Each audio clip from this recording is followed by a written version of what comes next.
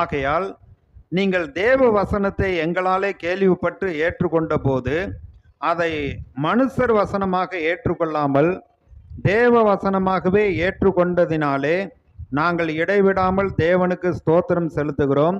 அது மெய்யாகவே தேவ வசனம்தான், விசுவாசிக்கிற உங்களுக்குள்ளே அது பலனும் செய்கிறது.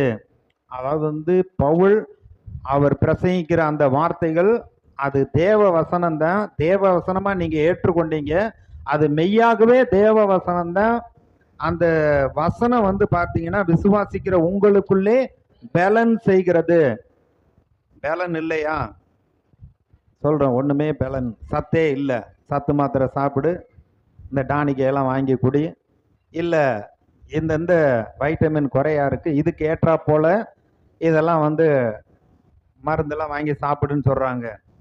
இப்ப கர்த்தர்கிட்ட இருந்து நமக்கு பலன் வேணும்னா அவருடைய வசனத்தை அதை அப்படியே ஏற்றுக்கொள்ள வேண்டும், தேவ வசனமாக ஏற்றுக்கொள்ள வேண்டும். சத்தியத்தை அறிவுகள் சத்தியம் உங்களை விடுதலையாக்கும்னு சொல்லி இருக்கு. வேதத்தை விருப்பத்தோடு ஆசையோடு தீவிரமா வாசித்து அந்த சத்தியங்களை நமக்கு சொந்தமாக்கி கொள்ள வேண்டும். அப்படி சொந்தமாக்குறப்ப நமக்கு பலன் உண்டாகிறது. இத நீதிமொழிகள் 4வது அதிகாரம், நீதிமொழிகள் 4:22 வசனம், அவைகளை கண்டுபிடிக்கிறவர்களுக்கு அவைகள் ஜீவனும் அவர்கள் உடலுக்கெல்லாம் ஆரோக்கியமுமாம். இதை கண்டுபிடிக்கிறவர்களுக்கு ஜீவன், உடலுக்கெல்லாம் ஆரோக்கியம். பலன், ஜீவன், ஆரோக்கியம் எல்லாமே வசனத்துல இருக்கிறது. ஏன்னா வசனத்தை அனுப்பி நம்மை குணமாக்குகிறார்.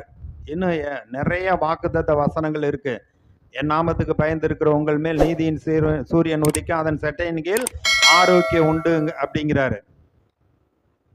கர்த்தருடைய வசனம் தான் நமக்கு நல்ல ஔஷதம், அது மருந்தா இருக்கிறது. அப்ப தெய்வீக சுகத்தை ஆண்டவர் நமக்கு கொடுக்க வல்லவராக இருக்கிறார். இந்த வாக்குத்தத்த வசனங்கள்லாம் நம்ம இருதயத்துக்குள்ள போய் அது அப்படியே அது உறுதியின் நிச்சயத்தை நமக்கு கொடுக்க வேண்டும்.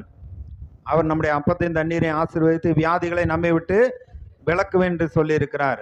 சகல வியாதிகளை உங்களை விட்டு விலக்குவேன் என்று சொல்லி இருக்கிறார். நீங்க எப்படியே வியாதின்னு இப்படியே சொல்றப்ப நான் நல்லா தானே இருக்கேன் அப்படிங்கிறீங்க. நல்லா இருக்கிறப்ப இதை கேட்டு உங்க இருதயத்துல வச்சுக்கோங்க. வியாதி வர்றப்ப அதை எதிர்க்க வேண்டும், விரட்ட வேண்டும். விசுவாசத்துல வார்த்தையை அறிக்கையிட்டு நம்ம சுகத்தை காத்து கொள்ள வேண்டும். அடுத்து பார்த்தீங்கன்னா பொருளாதாரத்துல நமக்கு குறைவு இருக்கு அப்படின்னா அதுக்காக ஆண்டவர் என்ன சொல்லி இருக்கிறாருன்னு வேதத்துல நம்ம